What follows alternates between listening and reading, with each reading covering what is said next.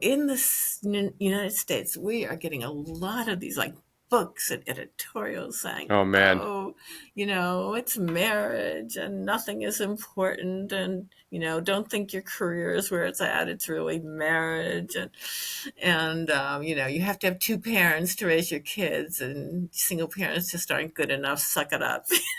Oh man, that's the big one of how Yeah, how much we're missing fathers and how we need a family right. unit and all of these things. But Yeah, again, yeah. this romanticizes this idea of the Yes. family unit. Like it's like we're Yeah, ignoring everything that we know about the 50s, 60s, and 70s of these alcoholic fathers of right. like women that are just completely Yeah, disconnected from their yeah, families because they want to be out in right. more vibrant parts of the Uh-huh, workforce. Like there's just uh-huh. so much evidence we have to say that the Hmm. family unit, if it works, great. For Yeah, those people that it works for, amazing. But there right. are so many examples of people who just don't want to be mothers or fathers, who Hmm. just want to, or it Yeah, didn't happen for whatever reason. And yeah, right. I'm equally sick of those editorials because Yeah, I think they all come from a very disingenuous place.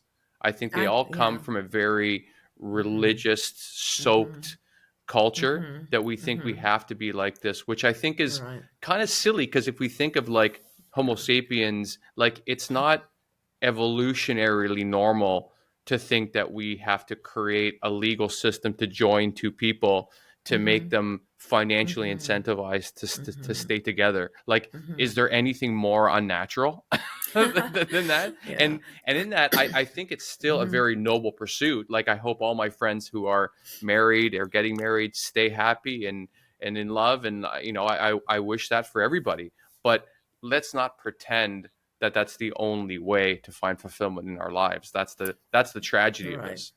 Or that the nuclear family unit is necessarily an ideal, what Right. um, multi-generational families Hmm. have been more prominent in other places and times, um, and I think going forward we will see more of these ways of living that aren't as closed as a lot of nuclear families are. So you see that, for example, um, in co-housing communities where everybody has their own house or apartment.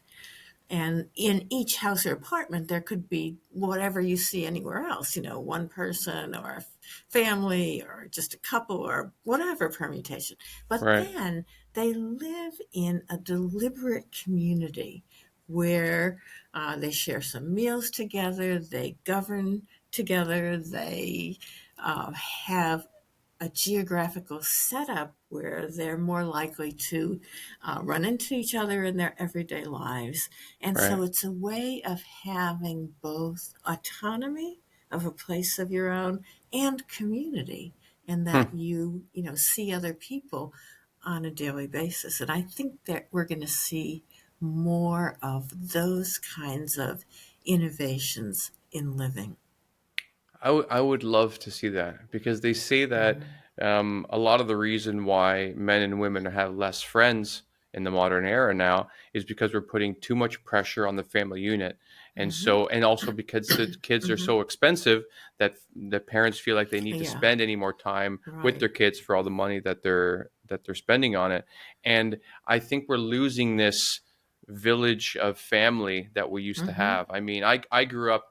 I was basically the first grandchild of the immigrant generation, and Mhm. so I grew up around really a village of people that I looked at different men and Yes. women for how to live our lives. And I'm in the Uh-huh. middle of trying to write a book myself right now, and there's a section I'm writing called "A Village of Fathers," because to your Yes. point, you're saying that everyone's saying, "Oh, you have to be in a dual parent household to Yeah. be properly raised, etc." Uh-huh. And my point is that like my evolution as a human being, as a man, it didn't just come from my parents. It came from Uh-huh. my grandfather, my uncle, from Yes. all the friends that I met along the Right. way that were living Uh-huh. life in a way that I was like, oh, I really like that.